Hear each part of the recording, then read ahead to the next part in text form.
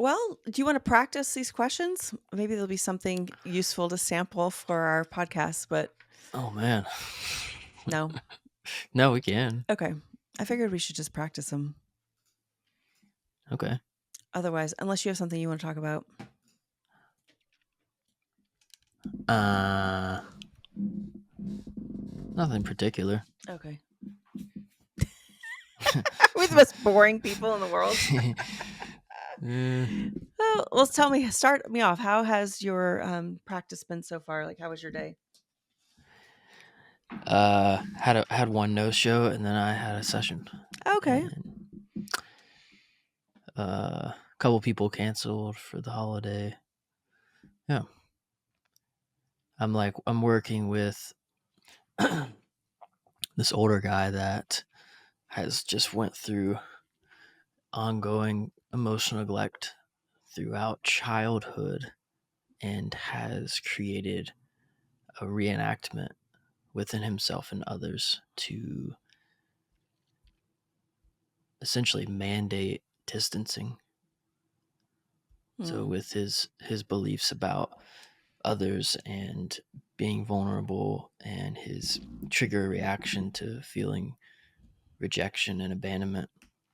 And so like he will walk into a room, be activated by someone, and then take his novel with him into the woods and continue writing based on his themes and role, as opposed to allowing that relationship to write a new storyline of what is happening.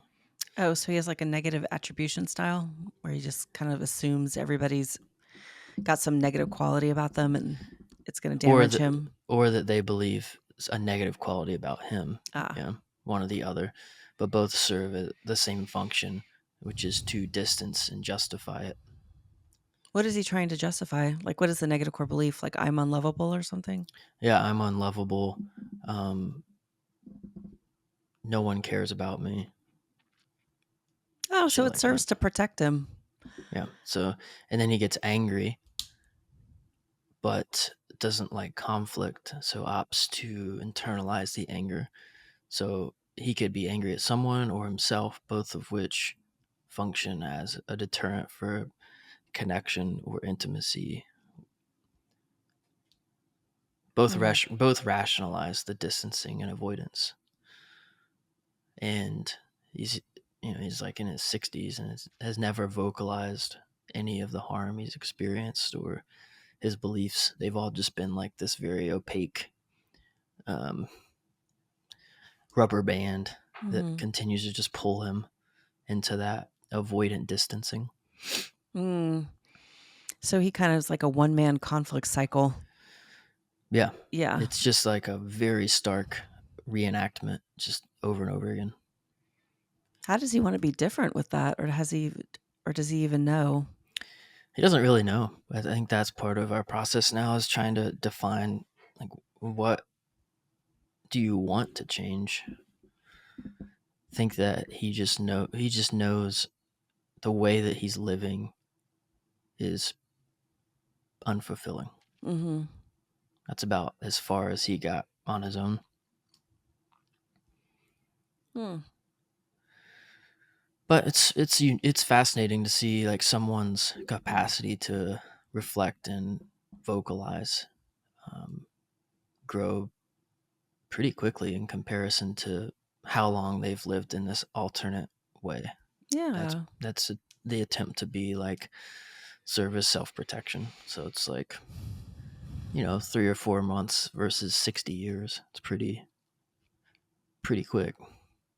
That is good. So he's definitely like in a contemplation stage of change. He's realizing his approach to the world's not working for him and he's willing to do something differently.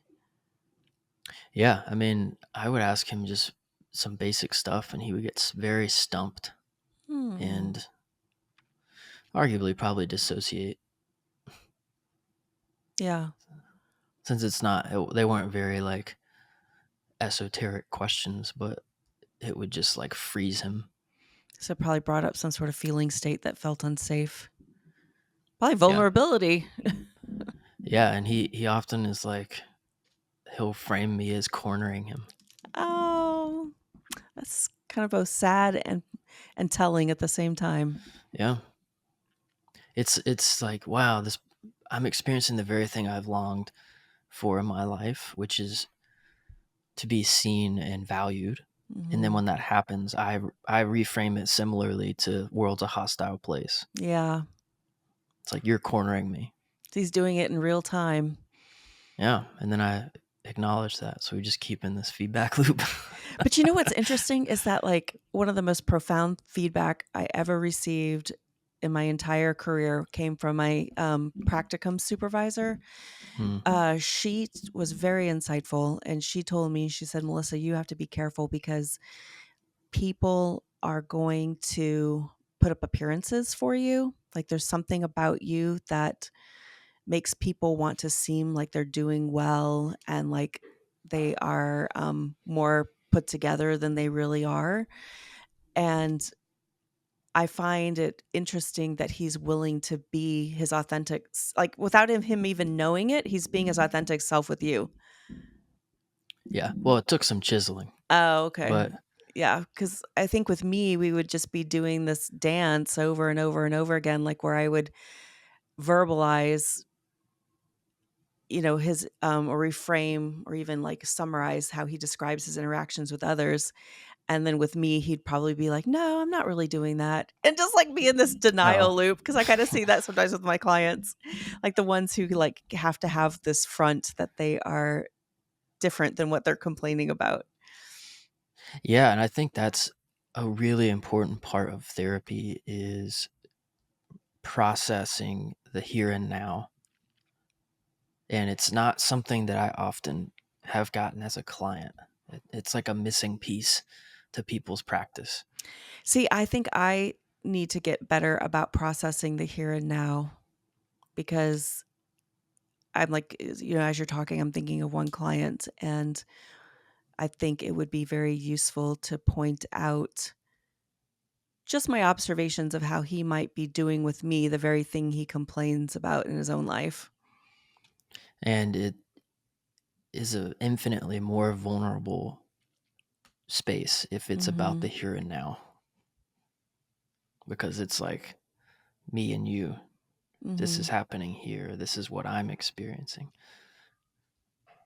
as opposed to talking about some kind of past event. Because oftentimes we can defend that by intellectually by thinking like super conceptually, Mhm.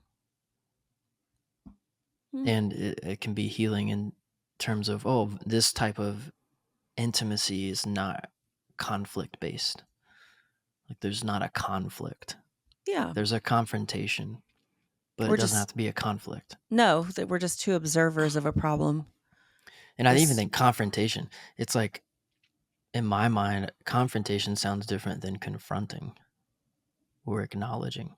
Like for some reason, confrontation in my bias reminds me of combativeness. yeah, like arguing and But if it's like, oh, we're going to confront this together, mhm. it doesn't feel as combative. Well, then how do you individualize treatment? That's one of the So, yeah, questions. well, no, it kind of reminds me of a conversation I had with a prospective client last week because they asked me, um, in not so many words, like, what's your methodology or treatment approach? Mhm. And it's such a hard question to answer because the way that I work with clients is I don't have a very templated approach or intervention strategy or goal. Um, it's very much more the in the moment spontaneity based on what their presenting problem is and how I get a sense of who they are. And it's just like this natural building process, which I've found to be pretty helpful because it becomes very uniquely tailored Mhm. to the client. So I think the way that I individualize it is I practice being a very curious and inquisitive version of me, and then use those insights to navigate where we're going. Mm-hmm. So it's like a very abstract answer, but I don't think that's comforting to people, right? Because it's like we want answers and we want to feel like, oh, I've called this professional and they're gonna, drive the yacht to this really nice beach, and then Mm-hmm. everything's gonna be okay. And they're going to give Pina you a travel coladas. plan along the way, and Yeah, an these are, itinerary. yeah, itinerary, and this is what we're going to see along the way. And yeah. But it's like, if I invite you to Mooresville, you've never been, and I just have all this itinerary about like NASCAR, and you actually fucking hate racing. Like how useful is that? Yeah. Maybe you're into antiquing and I asked you, and then now I know, oh, we should go there. I mean, it just seems more natural to do it that way. Mm-hmm. And ironically, the person I was speaking with was like a longtime lawyer and litigator, so they were Mm. in that hyper realm of template Yes, I and can see that. criteria.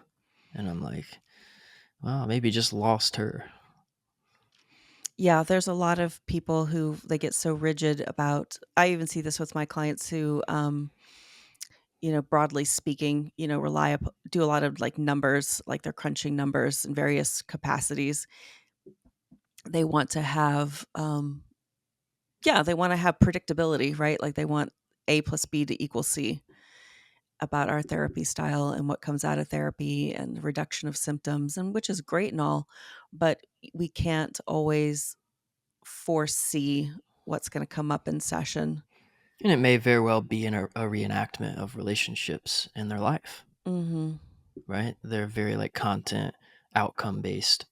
There's not much room for emotional connection or intimacy with Or that yeah, approach. or sort of like a natural evolution of the relationship.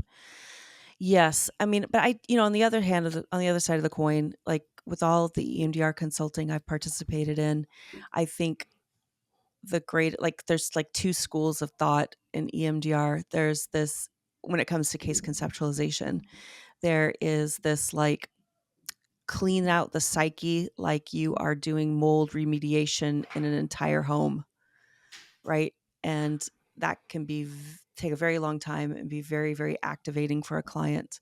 But then there's this other school of thought that's rooted in this concept of what specifically are we contracting to do? And maybe we don't need to mold remediate the entire psyche. Maybe we just need to focus on one room. Yeah. And, that kind of just depends on what the client's coming for and how much time they want to invest in therapy. But, I've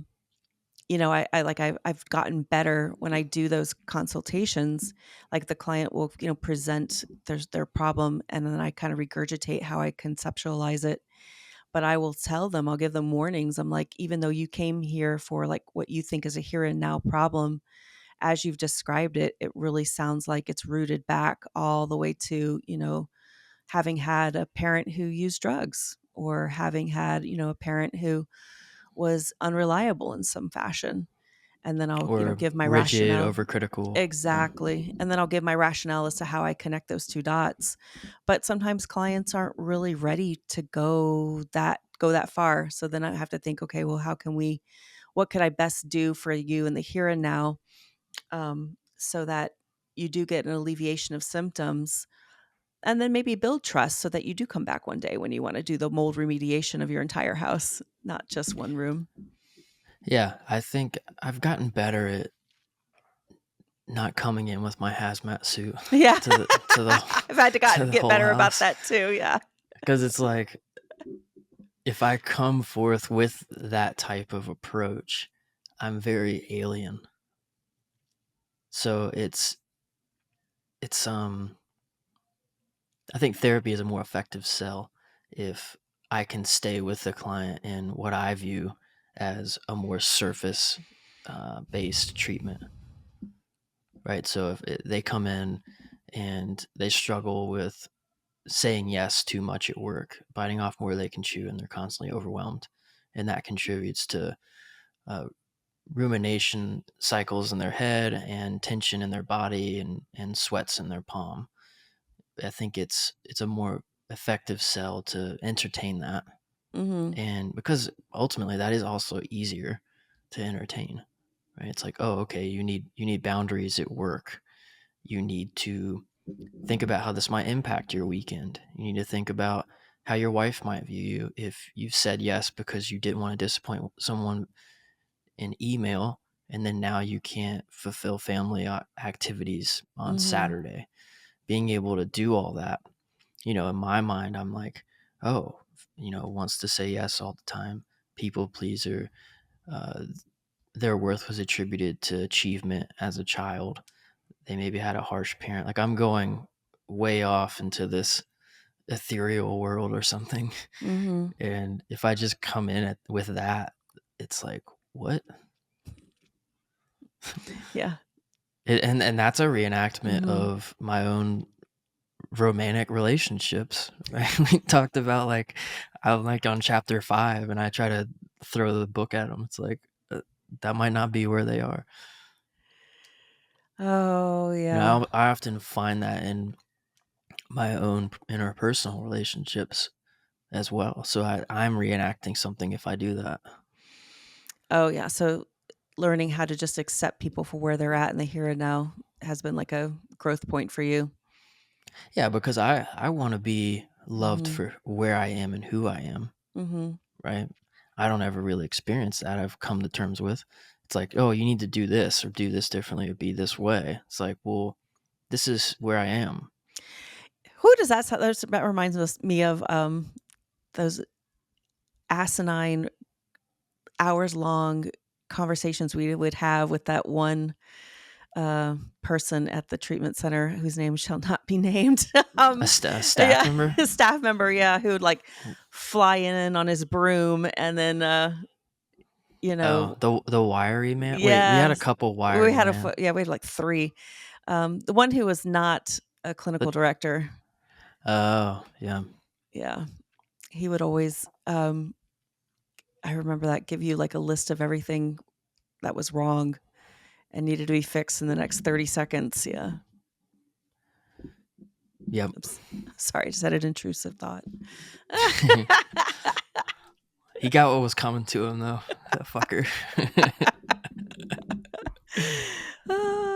So what Maybe would we you should get him. We should get him to be a guest. We should Oh my process god. Oh my what god. happened after you got fired. Yeah, how did your life go to shit?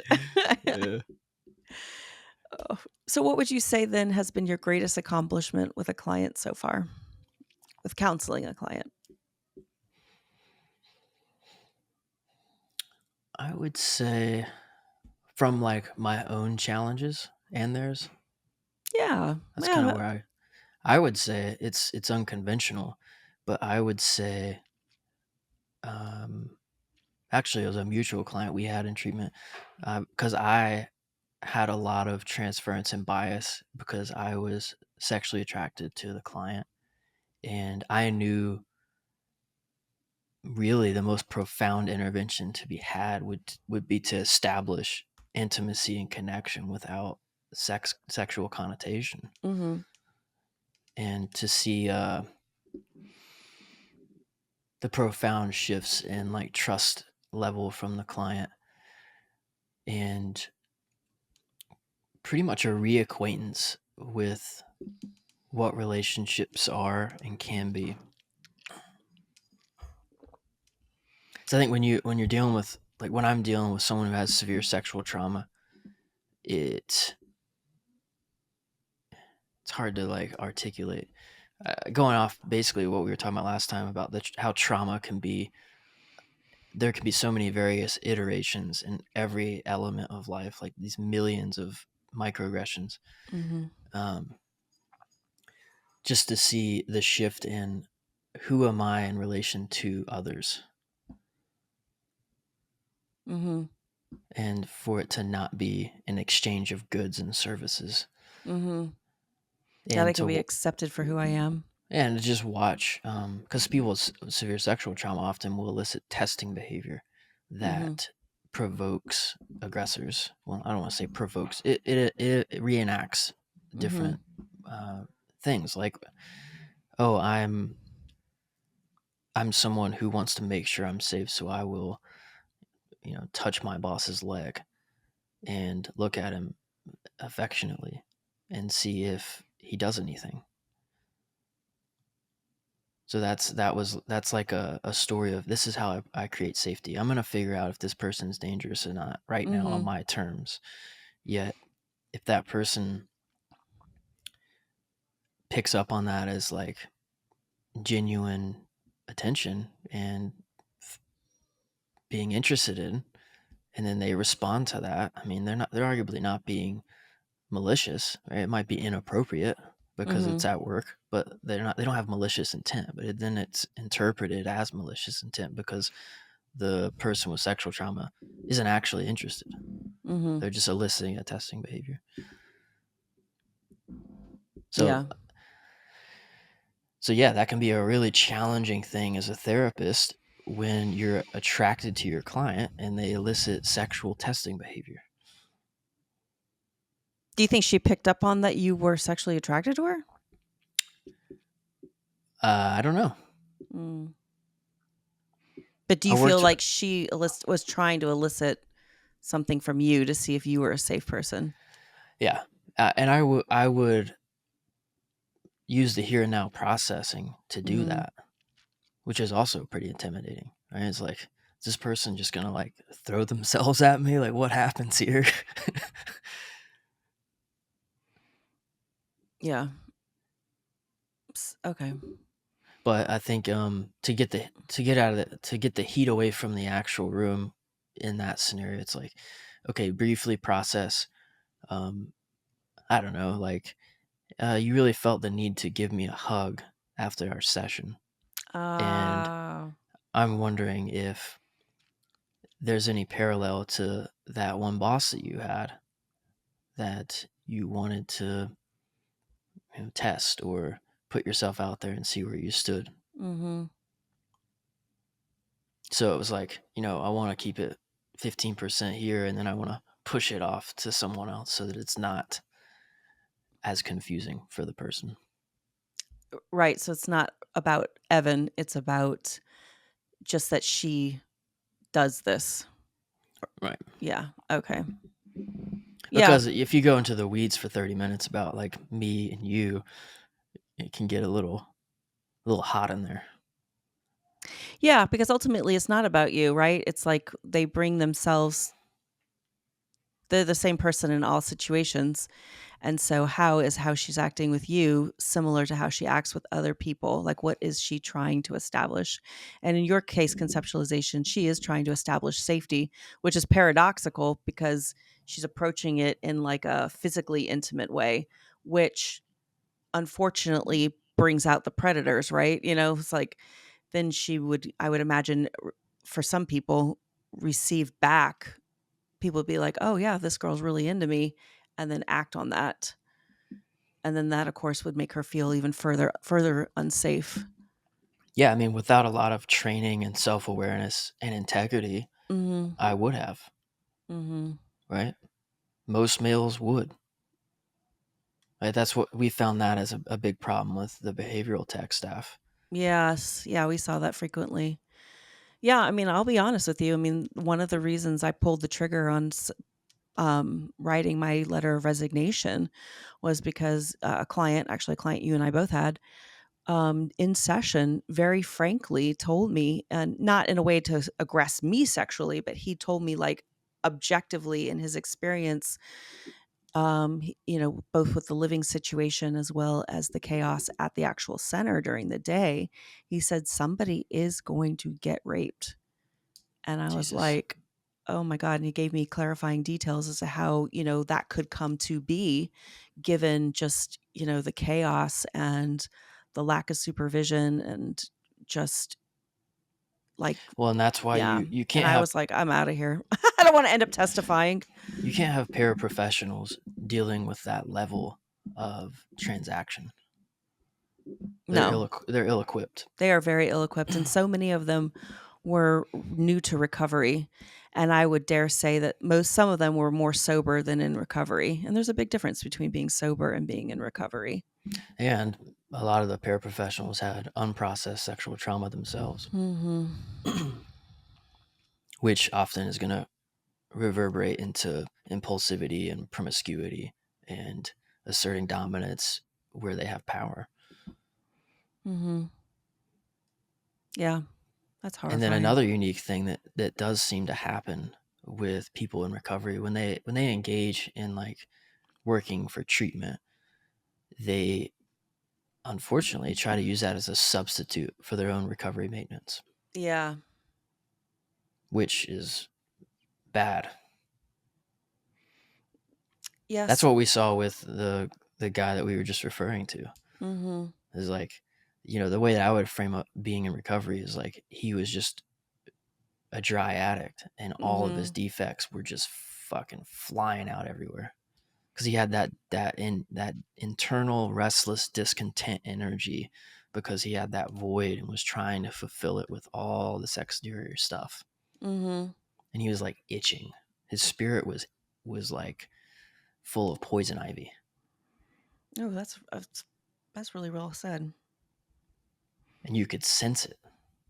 Well, we could. We could, yeah. I was like, "What the fuck?" Because at that time, I was very new to substance use treatment. I mean, I in the jail, I was just monitoring for DTs. I wasn't like actually helping people go from a state of sobriety to recovery. So that was very new to me, understanding that there's a difference between, be, like a dry drunk, what a dry drunk is, or like a dry addict, people who do not take the time to work on their character defects. And we all have them, Yeah. but I think that's one of the that is like a hallmark beautiful factor about the 12-step program is that it does afford people opportunity to not only like this is going to sound like a weird term, but give honor and respect to the drug of choice, but also affords them an opportunity to self-reflect upon those character defects that led to the use of drugs and alcohol to dissociate or came Yeah. about because of chronic usage. And then when you stop the recovery maintenance, you find the relapse in behavior. Like, so you relapse back into the very Mhm. things that were adaptive to protect and dissociate initially, which oftentimes is going to be hyper promiscuity, Yeah. and that's gonna victimize people. So it's a shitstorm if you if you got people paraprofessionals not that are in recovery that are trying to substitute being this caretaker and treatment supporter as opposed to continuing to do their own work with their own spirit and recovery development. Mhm. And then Well, you get some new person who's raw and exposed, looking for appeasement and validation, acknowledgement from that unwell person. oh my god, they're just ripe for the manipulation picking. Yep. Yeah, that's really, really sad. No, I'm very thankful to be back in outpatient private practice or be in outpatient private practice. It's just a different level of care and a different level of acuity, and it just fits my lifestyle right now. Yeah. What was the question? What has been your greatest accomplishment with counseling a client so far? Sounds like Uh, it was, I mean, your personal growth and development as like that client's issues kind of shone a light on a growth area for you. yeah. Yeah. So I guess the reason that is most memorable is because it was um, a mutual growth. Mhm. How about you? Yeah, I mean, piggybacking off that idea of mutual growth, so, like, what comes to mind is a client I had at the jail who was on suicide precautions for this ungodly amount of time, and, he was accused of just a horrific crime, and he confessed to me he was actually guilty of the crime, but that's neither here nor there. But I think I was able. It was like this mutual growth where, like, I think intellectually I understood that redemption is possible, that people can seek forgiveness for after committing crimes. That you can use your sins, if you will, to as if you reflect upon them, you can grow from them, right, and become a better person. But it was like in my daily counseling with this person who was on suicide precautions that I think I most learned that in people's darkest hours, you can still find light and hope. And yeah, I think in working with him, that helped me learn that too, that you can find So what was good his light? things. Um, well, at the same time he was accused of this horrific crime, he was also diagnosed with a horrific disorder. And Like he didn't mental? no physical, like a physical ailment. That was gonna it's a progressive disease and it was gonna limit his functioning over time. But wait, what did you ask me? You said, What was his light? oh, what was his light? Okay, so I think his the light was that he could forgive himself for what he did. And I think that's what he was beginning to communicate, because I was working with him daily and it was honestly the whole, like, being a manager of suicide precautions was really burning me out. So I I went to bet. my manager and I was like, okay, I got to take a break from this. So one of my coworkers came on board and she kind of picked up where I left off with this client. And she said to me later that this client revealed to her that seeing me every day was the only thing that kept him alive, that he would only, I know that makes me sound like I got this Jesus complex going on, and I apologize, but I don't mean for that. I didn't get that feedback until much later. But and it was like that he was willing to hold out hope that maybe he could come out the other side of this, that there could be some sort of redemption. And so I think it was like his willingness to actually entertain these ideas that helped him. The fact that he was mentally flexible, cognitively flexible, was helpful. So that was his light in the end, was just, he was always there. But, I think our counseling sessions just brought it out that yes, he could forgive himself for what he had done and seek the forgiveness of those he wronged. So your persistence and consistency rewrote his sense of worthiness based on what he's done versus who he is and who he wants to become. I believe so. Yeah, just showing up every day with those Rogerian skills was very transformative. I mean, and it's so hard to do that in that environment because it Oh stinks. yeah. It's disgusting.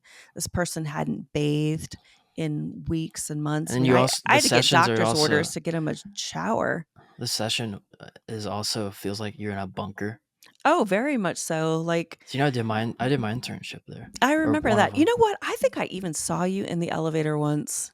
Like, Yeah. I think so. Probably. Yeah, I think like, I don't think we talked or anything, but That experience was so weird for it me was cuz I've very been out of body. cuz I've been an inmate. So the first time I walk in and people are like buzzing doors for me and shit, I was just like, is this real? Do I get to go home later? It's like, Like, I mean, I know I had PTSD from that experience myself. I can only imagine what it was like for you. oh yeah, I mean it's also like working there, even feeling like um subclass. Mhm. Like the correctional officer is the dictator, and even though I'm way more skilled and I'm actually providing something like a service, like they're not providing a fucking service. They're providing service to arguably the community, if that's still a stretch. But because it's not much of a service and you just re-traumatize and send them back out into the community. I But mean, there was two types of COs there, and you're right. Like, I think one who had that, I'm the last line of defense, I'm the authority. He actually was ironically put my life in danger.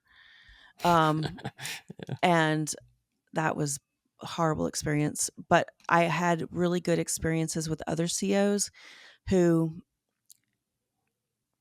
rightly or wrongly believed, or at least they were approaching their work there as though they were like doing like a ministry, like a social work kind of thing. And it's when they had those Mm, ethics, that's when I saw them treat inmates like human beings. They were the relationally, one yeah. relationally, and treated them with a lot of dignity and respect. I mean, dear God, I remember this one time there was I mean, she was an adult, but she was a young adult, and she was on suicide watch and just like out of her gourd. And the I wasn't making any headway. This girl, this girl couldn't give two shits what I had to say. So the CO was actually very kind to her and was like offering to take her to church and reintroduce her to Jesus. And, I mean, you could say what you will about a religious approach, but it spoke this woman's language. And Well, yeah, and they're meeting the inmate with compassion. meeting her with compassion, and this inmate had not had compassion extended to her that concretely. I mean, one could argue that talking to her in a Rogerian way is compassionate, but I think I was just too abstract for what she needed at that moment in time. And she this woman, she was like so grateful for being talked to in a respectful and kind way by the CO, someone in an authority role. She like she was wearing a suicide gown. I'm sure you've seen those, right? So she's buck naked, but she has this suicide gown on. I've not only seen them, I've worn them. Oh, Jesus. So you know exactly what I'm talking about. She like lunges for the CO, and like a little child, like she like this like in ego state therapy, like this child self came out, and she's grabbing onto the CO's leg, not to be aggressive or cruel, but just as an expression of gratitude for being treated with dignity and respect like a little kid, like she'd been seen. And I think because, the CO was so kind to her, didn't like get a billy stick and like start whacking her, like, because Yeah, one could misinterpret being grabbed, right? And I was just there witnessing this really beautiful moment. And she had to kind of like pry the woman off of her and like put her back, like, no, we're adults, we can't grab each, you can't sit on my foot and grab my leg like a little kid would. yeah, But yeah, so I don't know where I was going with that, but I think my bottom line is our clients show us what we need to grow, where we need to grow. And I think my clients have been my greatest teachers, above and beyond anything I could get from a paid for CEU training. yeah. I recently been picking away at this presentation from a client, and anger comes, and it's non-aggressive anger, but it's like intolerance and irritability, and consistently puts it on me to, like, oh well, you need to take me to that vulnerable place, like you're just letting me babble, and like creates this, if not careful, this belief that I'm being incompetent. Yes. But in the moment I can notice, like, oh, there's tension, and they're becoming angry with me, and I start to be like, wait, am I wasting their time? Like, am I not being intentional with inquiry? And it wasn't until later that I was able to process more bird's eye view and see, oh shit, like, this is the defense strategy. This is comforting to feel frustrated and irritable towards me. And to not take personal responsibility, right, for Yeah. the direction of therapy, because I have clients do that too. It's like they treat me as though like I'm the geek squad and they're a broken computer, and they've delivered themselves to me, and my job is to like and then hand them back, and now they're good to go. That's unrealistic. So I've had to have those conversations. You just brought up a thought process about one particular client where I'm like, no, I mean, you have to take personal responsibility for your recovery. So like if we think of complex trauma, like, parallel to substance use treatment or substance use disorders, they are in recovery from complex trauma. They've got to make a decision that they can no longer engage with the world using all of those defense strategies, rigid ego structure, and personality adaptations that they've learned in response to trauma. They've got to take responsibility for that and enter a state of recovery. And so if if clients are willing to hold the possibility of two things being true, it's like, yes, you do this, and yes, it does have value, but then by the same token, it's not really working for long term. It's not going to bring you your long term goals. So I have found, like, if anybody's listening to this, the on Codependence Anonymous, coda.org, Hmm. the recovery patterns for codependency document. It's 4 pages, but it's fascinating about how to take personal responsibility for various personality traits or adaptations that we've all developed, so that you're not reenacting with everybody that you meet traumas that you experienced from earlier in life. Yeah, personal responsibility is something that I've been taught and have to continue to learn. It's paramount to like healing and not showing up in these reenactments. Mm-hmm. It's huge. And I think that's why some people may struggle to understand me fundamentally. Is because I try to operate that way. And so in operating that way, I'm not going to take responsibility for your own shit. Yeah. And then I'm framed as like some aloof, disengaged gaslighter. It's just like, no. Yeah, like an avoidance. Yeah, exactly. Which is a misunderstanding of what's really going on. No, I mean, you have to have an understanding of that. I love that street metaphor. Like, what's on my side of the street versus somebody else's side of the street. And we can't go through, like, one of the hallmark features of enmeshment is control, right? So needing to control the thoughts and feelings of other people. And I think I see that in these clients, is that they approach me with that control mindset that, if they're going to control me to get out of me what they need to heal. Well, that's not how this works. Like, that it's not that transactional, I don't think. What do you think the phenomenon is about where people believe that the person with whom they're in a relationship with uh, gaslights or is a narcissist?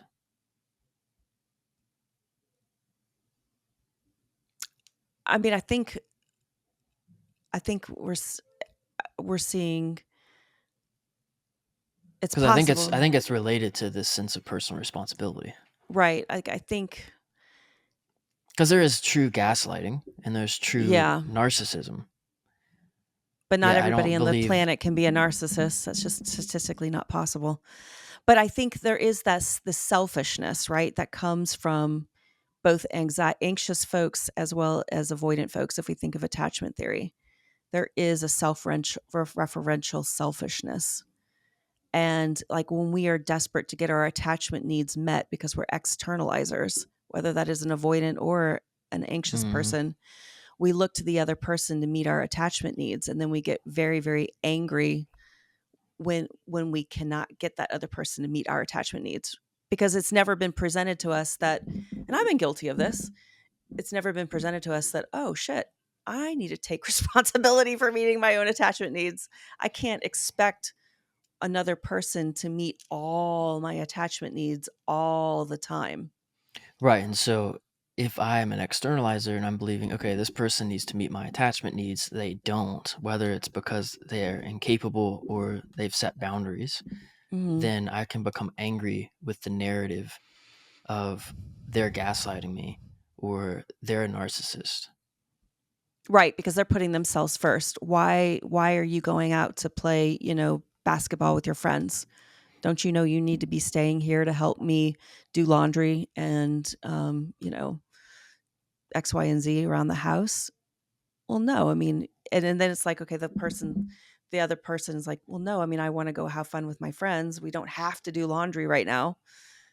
But they do because they're anxious about it. Yeah, exactly, because they're anxious about it. And And it's then it's almost like, oh, you're not coming here to help me with my anxiety about the laundry being unfinished and all the things that I believe about myself because there's piles of laundry. right. So let's just say that the attachment needed, from the anxious person is validation, right? So now I'm going to accuse my partner who's going to play basketball of invalidating me or gaslighting me that laundry is not important. Yeah. when in reality, the laundry is just the thing I'm projecting my need for validation onto. Right.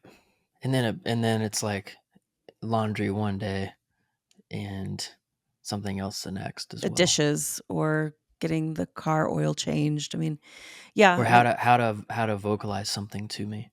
mhm. It's all a condition.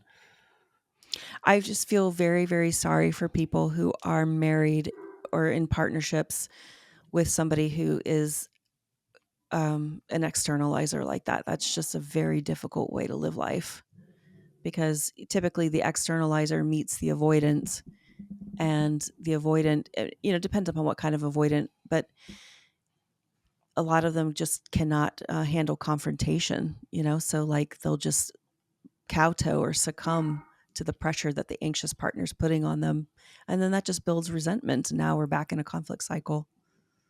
Yeah. Hey, happy wife, happy life. Oh Right. my God. Well, I mean, Got to get the old lady off my back. hey, I use that term all the time with Mike. Like, but there's a big difference. I always laugh, and this is just my cynicism, but there's a big difference between marriage number one and marriage number two. If you've done the work between marriage one and marriage number two. And yeah, I'm very grateful for where I am in life. What era of life are you in? That's my next question. Like how long do I have left? No, I don't like, know. like I would say like the era of life I'm in right now is really like, well, it's probably the just growth and development, personal growth and development in all domains, health, finances, business, career. I Yeah. don't know. I can't recall not it's been either or for me. It's either been growth or development or chaos and sabotage. And that Mm, was there's I have a unique experience where there was like a direct moment where it went from chaos, sabotage to growth development when I was 18. It was mm, not many people are afforded that, but it was like a cut and dry moment. that must have been incredible. Like now that you look back on that, that was like more than 10 years ago.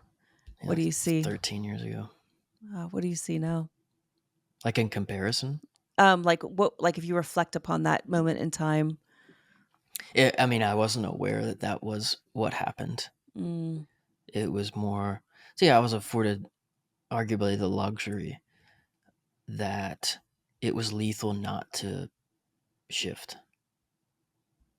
So I think often humans have the luxury to discern as to whether or not they want to change fundamental parts of themselves. mhm. But then when you're in actual crisis and the ways in which you operate are potentially lethal, then it becomes there's way more buy-in to the change, ideally, for some people. So it wasn't like I was aware. It was, if I would have known all the necessary work, I wouldn't have done it Mm, because I wouldn't have believed I could. mhm. And so it was really just etching my way, millimeter by millimeter. So like almost like the universe forced you to have this come to Jesus with yourself. Yeah, and the collective hive mind of people who have walked that similar path, I think, was paramount.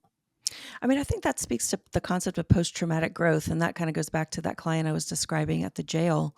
I mean, he afforded me this opportunity to see that post-traumatic growth is possible. That like you can be like desperately wanting to kill yourself and have every reason under the sun to actually pull the trigger, but being forced to not do that maybe forces us to confront the very things that bring us to that brink and then develop a different relationship with them.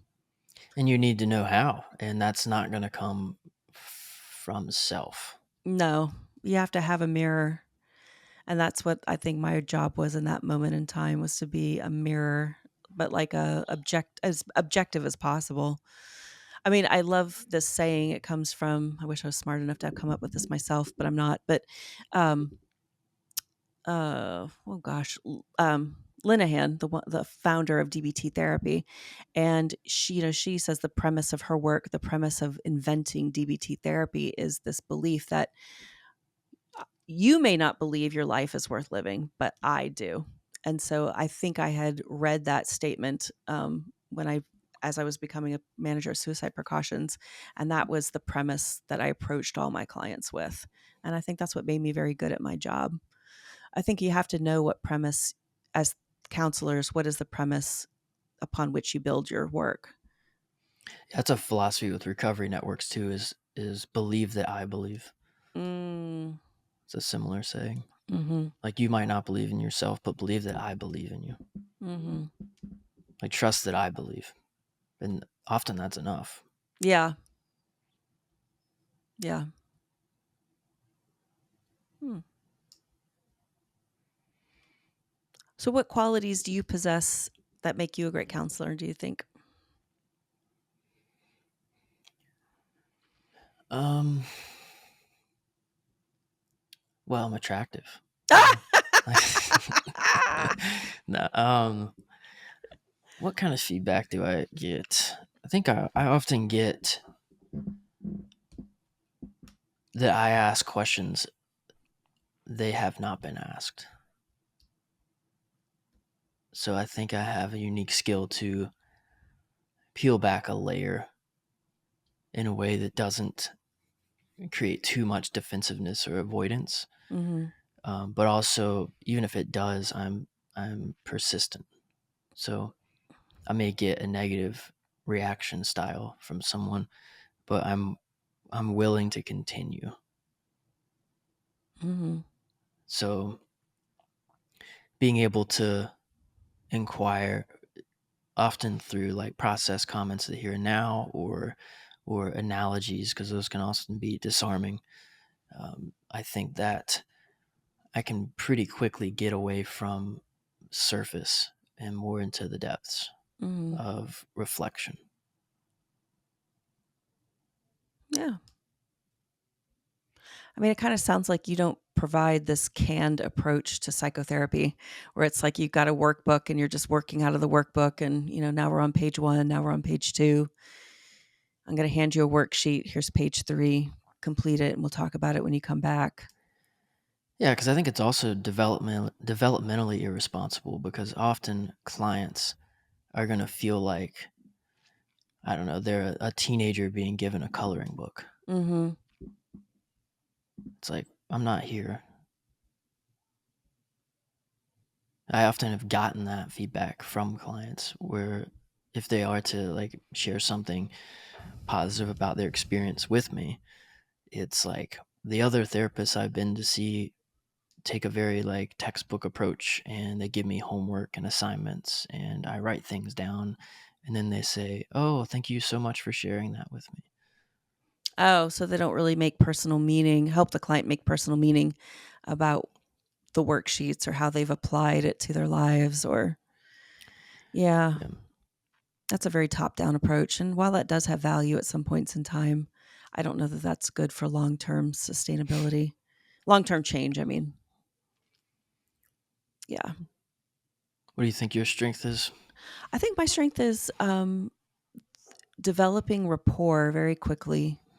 I do my best to approach psychotherapy from a bottom-up approach, that the relationship between me and client is what is like the foundational precursor to change. Um, and then in addition, clients tell me that I'm just very good at conceptualizing and seeing what they've experienced and then reflecting that. And then very good about almost like turning the view to more of an objective view and getting a different framework or different perspective or helping the client come up with his or her own different perspective as to what's happened to them. And that seems to be very helpful. That's all I can think of right now. Yeah. And I think there's infinite power in a client's experience where I mean it's pretty sad, but whenever they're in my office or a virtual room, the sheer energy of primarily focusing on them and their story and engaging in that, as opposed to sharing my own experience or my own Mhm. opinions. Like just that in and of itself. Because I do think a lot of counselors do that. Mhm. I think that in and of itself creates a profound shift in what a client's experience is of therapy. Like most clients, they don't even, it's not even in the role dynamic to inquire about me or my life. It's not even in the cards hardly. They know that, hey, this time is solely for me. Mhm.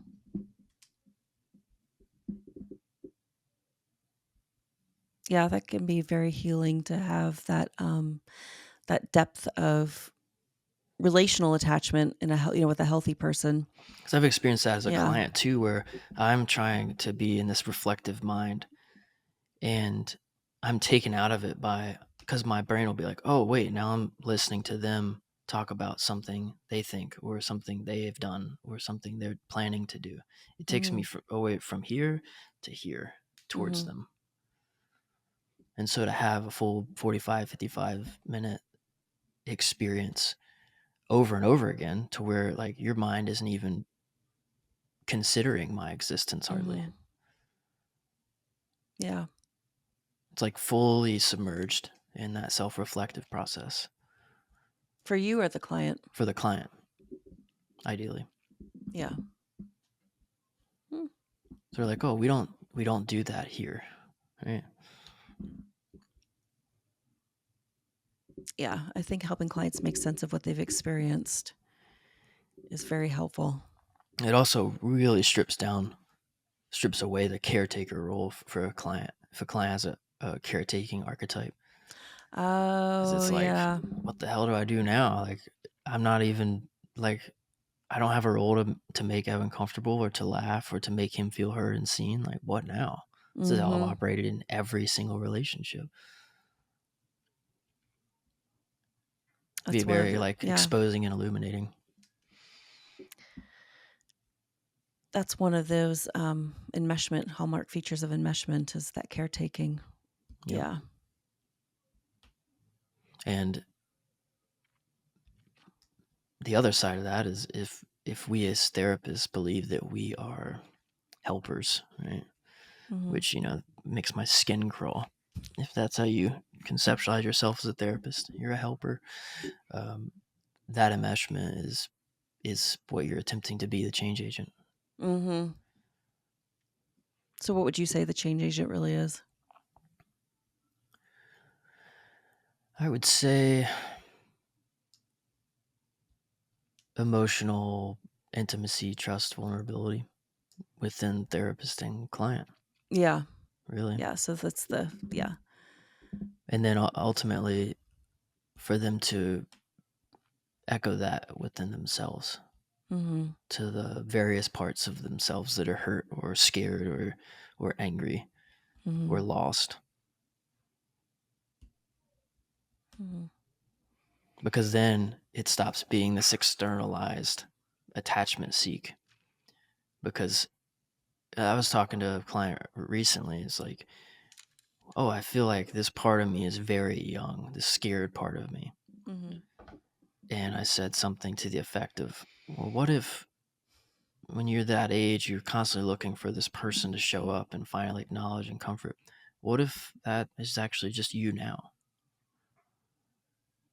You're an adult. You can go revisit that. Mhm. Like no one else showed up, but you're showing up now. And so we have to help the client fuse a bridge gap in that emotional distance of young self and adult self Mhm. and join them. And making sure the adult self is in charge and can be a caregiver to the younger self and witness with the younger self. Yeah. I just did an ego state exercise with a client just the other day about that very same thing. And she was thinking about like how things she could have if she were an adult that she is today and she could go back in time to her younger self, what she would have done differently. between her own parents and herself, like if she could like, you know, rewrite those scenes from early childhood. And she said, she said it was very profound for her to do that because she had never ever thought about how she would have done things differently. Instead, she, for years and years and years was in this like blame cycle. I mean, don't get me wrong. I mean, it's appropriate blame. The parent did fuck up, but but it's like this cycle of just like blame and anger, blame and anger, blame and anger, and shame too. Blame, shame, anger. And while anger, of course, is useful, shame is not. And then blame can be kind of maladaptive too. But rewriting those scenes allowed her to experience taking care of her like emotional state, her younger ego state. And that was she said it was very powerful for her. Yeah. So constantly seeking attachment needs from others is going to make you feel like you're constantly spiraling. Yeah. Yeah, and out of control Yeah. and completely powerless, because it is a guaranteed certainty the people in your life are going to disappoint you because we're all fallible. Yeah. So you cannot, it's just so unfair to do that to somebody, to another human being, to expect another human being as an adult, not parent child, but as an adult. Unfair to the person and It's unfair to yourself. Yeah, exactly. Yeah. Well, we've done good work today. Yeah, we talked about some things. Yeah. I'll be in Oregon next week. I'll send you some cool pics. Oh, please. Yeah. What are you doing in Oregon? People are asking me. I don't really know. I have rented a car. I have a flight, and I have found a 800-foot mountain I'm gonna climb. Very cool. Are you going by yourself though to rock No, climb? I have a climbing friend. Okay, good. I was gonna say that's not safe. No, we have ropes, but it'll be something. Yeah. Well, make sure you prioritize your safety. That's like I tell that to my clients who struggle with complex trauma all the time. Safety is your responsibility now that you're an adult. Yeah, especially whenever you're the only one with the gear and ropes. Oh my God. Are you climbing with somebody who is experienced? Me? I thought you said you're going with somebody, or did I mishear you? No, we don't have a guide. We're each other's guides. All right. Good luck with that. If I have a tragic death, then I can have a really big funeral. Well, make sure you have. That's what my dad always taught me. Oh my Jesus. Well, make sure you have a plan in place as to how Eli or myself or somebody else can close down your practice. Yeah. And an SOS beaker. Are you going to climbing with a GPS? I mean, not a GPS. Most places have phone reception, and we do have walkie-talkies and stuff. So yeah, even if there was no cell reception, you could probably find someone on a channel, like a trucker or something. Oh, that's always a good plan, Evan. Just wing it. Yeah. All right. Well, good talk, and we'll figure something out soon. Okay, sounds good. I hope you have a good rest of your day. All right. Bye. Bye-bye.